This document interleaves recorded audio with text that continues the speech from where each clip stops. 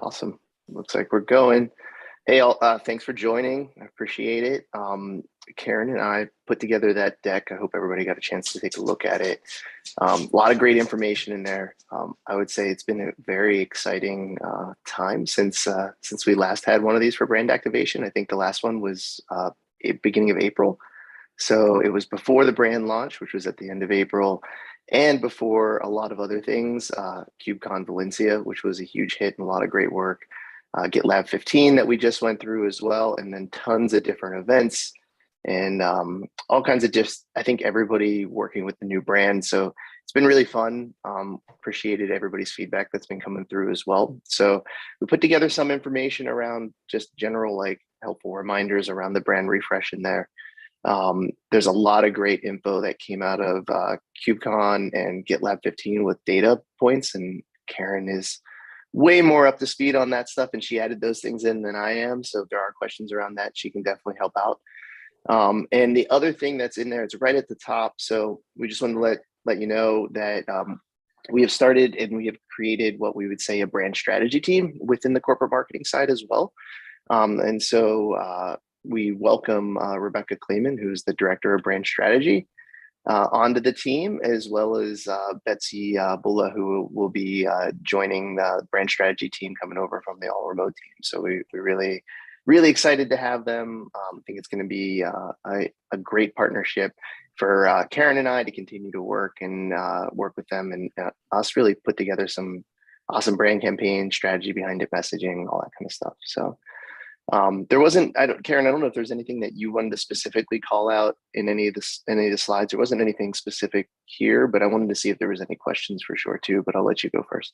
Yeah, just, specifically events always take a whole team. It takes a village to put on an event. So while corporate events and brand activation team were really involved in those, there are a lot of other people at GitLab that have supported and even external vendors. So a huge thank you to, I think we had almost 30 people at KubeCon EU. We're ramping up for KubeCon North America, and then we've got AWS reInvent as our next big events that are coming up. So we'll have some good gatherings of GitLab team members there. So just a big thank you to everybody that contributed to those.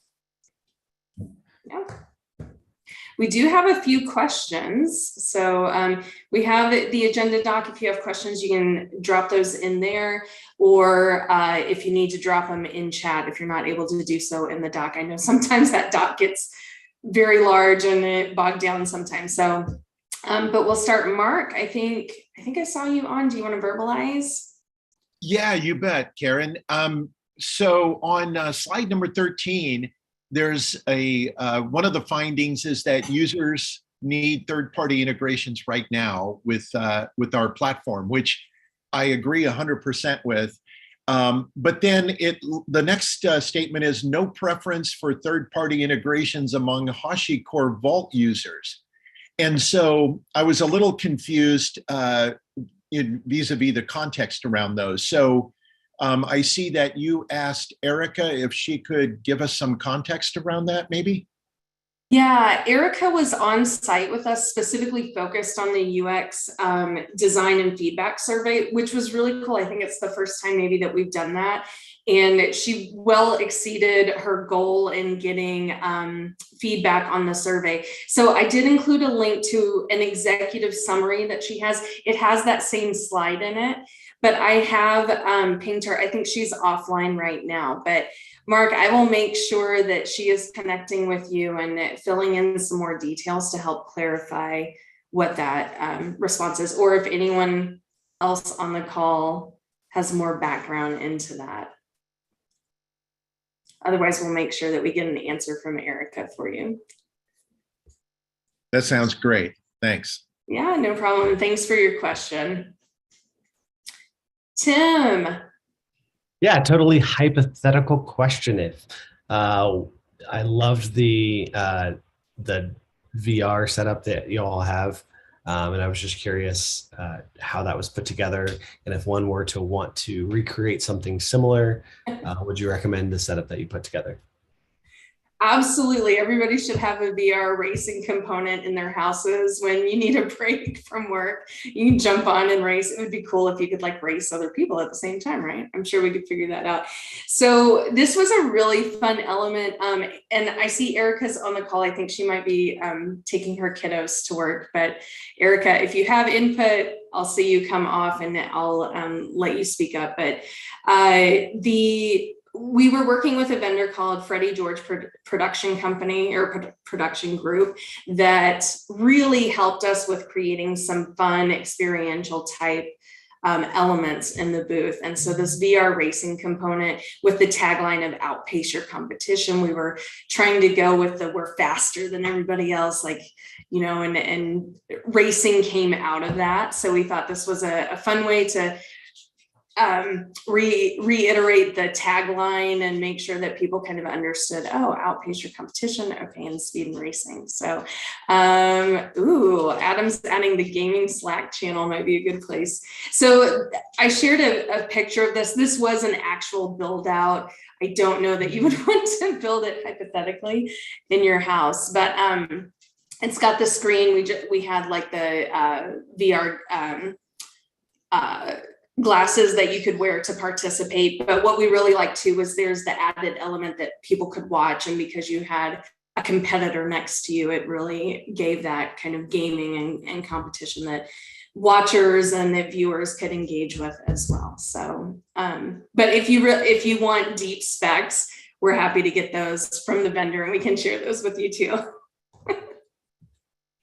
Thanks. Looking forward to seeing our logo on an F1 race car in the coming Yes. Oh, we've been talking about that for a while now. It is encouraging to always, like, there's a few customers of ours that are very well branded on the race cars. So it's fun to know that we are having a bigger impact. Absolutely. F1, that would be the dream. We'll get there. All right, are there, I don't see other questions in the agenda. I'm gonna refresh too, just in case, but does anyone have a question to verbalize? Erica is here now to answer Mark's question. Hello. Oh, Erica Feldman, hi. Hi. Oh, thanks for joining, thank you. Sure thing. Yes, so to kind of address the question, we heard across kind of our different methods. So we had a survey and then we also had follow-up interviews to try to understand the reasons behind what we were seeing in the quant trends. So in the quant trends, what we saw was when we looked just at the HashiCorp Vault users, what we expected to see was that they would have a preference for HashiCorp Vault, so that they would want to have only the third-party integrations because that tool we think is a leader. And we did not see that. We saw that it broke even, suggesting that it might be open, that space, more open than we thought, suggesting that in our interview, so that when we saw this trend, we then followed up asking about this a lot on the floor, trying to figure out why we saw that. And basically, there are some pros and cons to HashiCorp Vault that are detailed in the longer report. It's a lot to set up and it's a lot to manage, and it's not that accessible to developers. But they're also invested in that right now. So in the short term, they need to maintain that approach. But in the long term, there's openness to, even among those dedicated HashiCorp Vault users, to having a built-in GitLab solution. Got it. Okay. Thank you, Erica. That explains it. And so it sounds to me like, so what I engage with HashiCorp as a SAL, right? And we've done a couple of joint presentations and joint slide decks together and stuff, which have gone over really well with my customers. But I guess from what I take away from what you just said, a lot of the Vault users, or some number of the Vault users, are saying, hey, this is a great product. We love Vault, but it is hard to use. It's not as accessible as it could be. So we're open to other potential ideas. Is that pretty much it? Yeah, and we saw that we heard that in our qualitative interviews, but then we also saw that with the quant, which is a much larger N. And that was just a surprise hypothesis, right? Where we expected kind of Vault huggers, right? That they'd be like, we have this, we love this, we will not give this up. But actually it was tied. So there's some nuance there that we want to further explore. And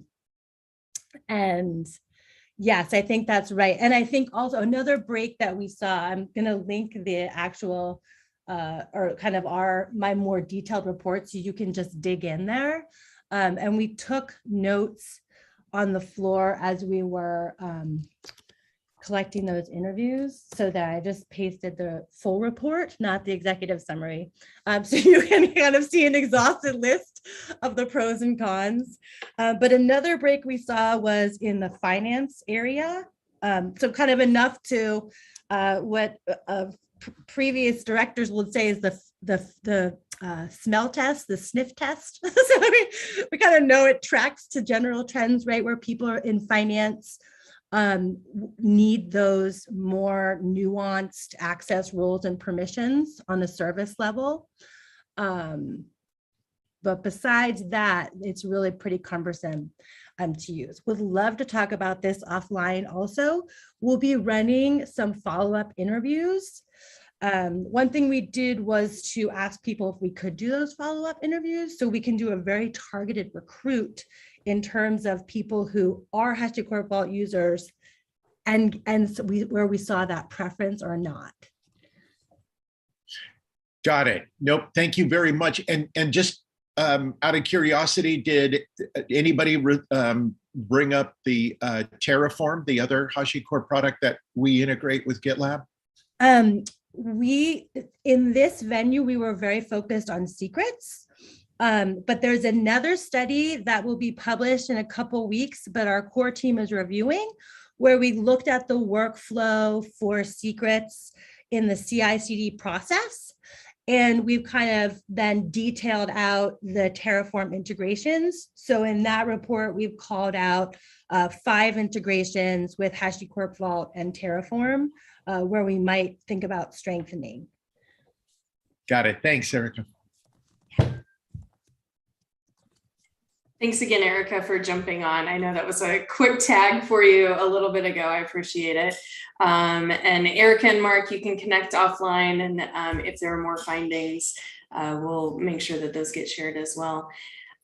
I don't see other questions, but Rebecca Clayman, I wanted to see if you wanted to come on and just say hi and introduce yourself as a new addition to the team. Sure. Yeah, thanks. So today is day 3 for me. Hi, everyone.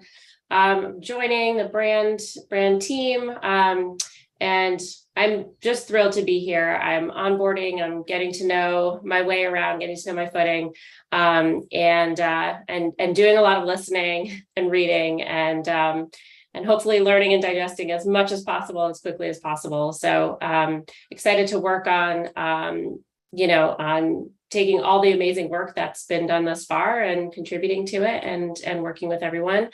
Thrilled to have Betsy on the team as well. So we're gonna have some fun. So nice to meet you. Please feel free to ping me. I'll be reaching out for coffee chats once I get payroll and stuff set up. But looking forward to getting to know everyone. We've all been there, Rebecca. We've all been there. So great. Well, I don't see any other questions. Adam, anything else on your side that you want to share? Yeah, no, the only thing is I just want to say thank you to all. I know all the brand work that we do, at some point, whether we work with you directly or indirectly, we appreciate any and all feedback. If you have ideas, we're always looking for great ideas. And I also very much appreciate all the patience. A brand refresh is not an easy task. There's been a lot of great work by all of our teams. and all of you to make that happen. So I appreciate it. And, you know, we are still working through rebranding requests that we have. So if there is anything that you are definitely need and waiting for, please don't hesitate to reach out to the team or reach out to me as well, and I'll be happy to discuss it. So but again, appreciate the patience. I think we said when Google Cloud, we had been using this as a reference, when Google Cloud did a brand refresh a year or two ago, I think it took them, I think, a year or over a year to really have it fully roll out. So I think we're doing great, but it does take time. It does take some just due diligence on our side and to work through some of the stuff. So, but again, thank you very much for the patience. And if you need anything, don't hesitate to reach out on Slack. Absolutely. Thanks, Adam. Thanks, everyone. We'll give you some time back in your day. Reach out if you have questions, but thanks for joining us today.